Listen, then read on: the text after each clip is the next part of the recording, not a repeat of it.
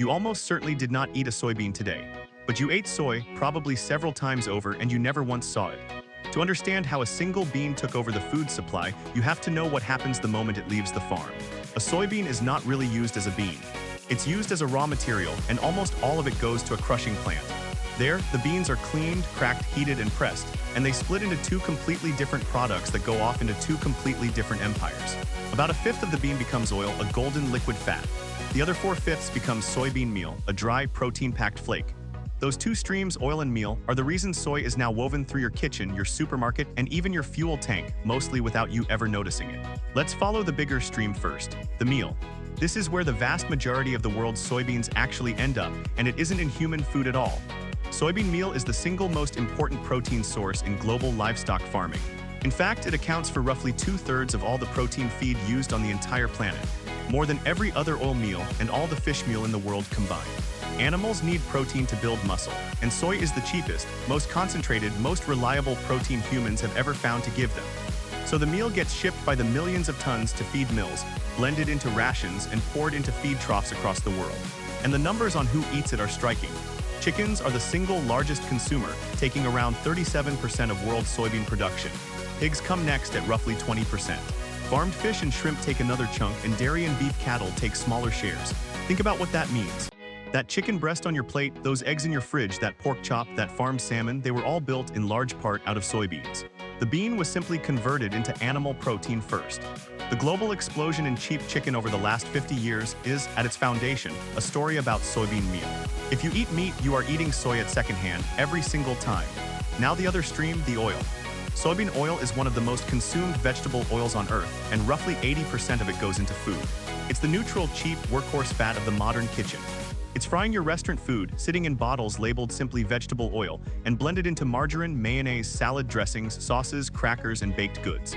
Because it's inexpensive, stable, and has almost no flavor of its own, food manufacturers reach for it constantly.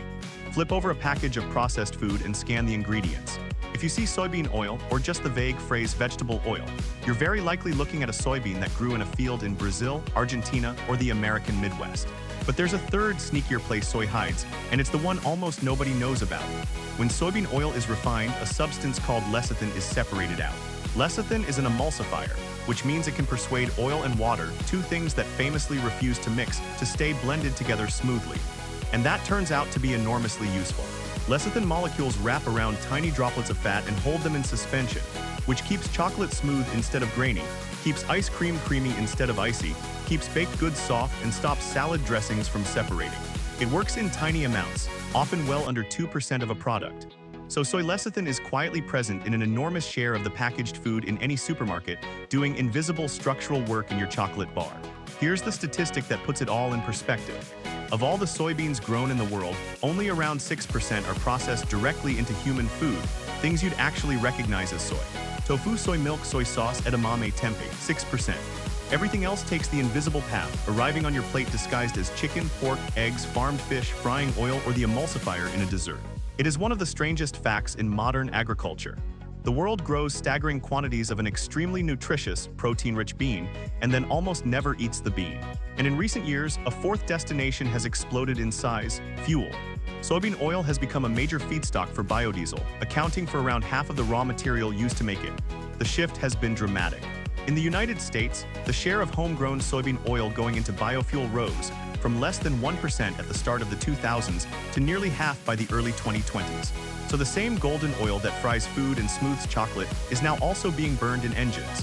Soy has quietly become both a food crop and an energy crop at the same time, and those two demands now compete directly for the very same beans.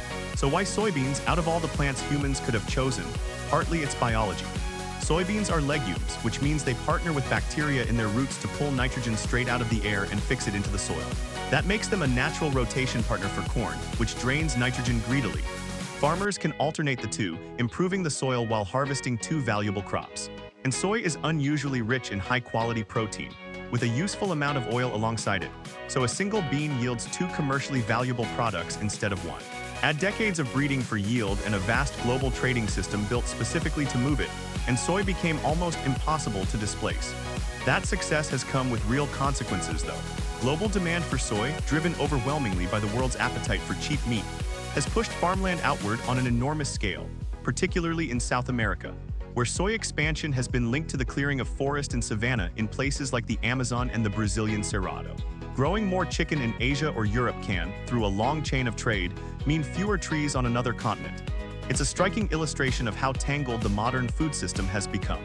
A decision at a dinner table on one side of the planet quietly reaches into a landscape on the other. So the next time you eat a chicken sandwich, or a square of chocolate, or a scoop of ice cream, or a plate of fried food, there's a very good chance a soybean was involved somewhere along the way. It may have been eaten by the animal, refined into the oil, or dissolved into the emulsifier holding the whole thing together. Soy is one of the most successful crops in human history precisely because it learned to disappear, arriving on your plate wearing 100 different disguises. If you want to keep seeing the hidden machinery behind ordinary food, follow along. There's a lot more of it than most people ever realize.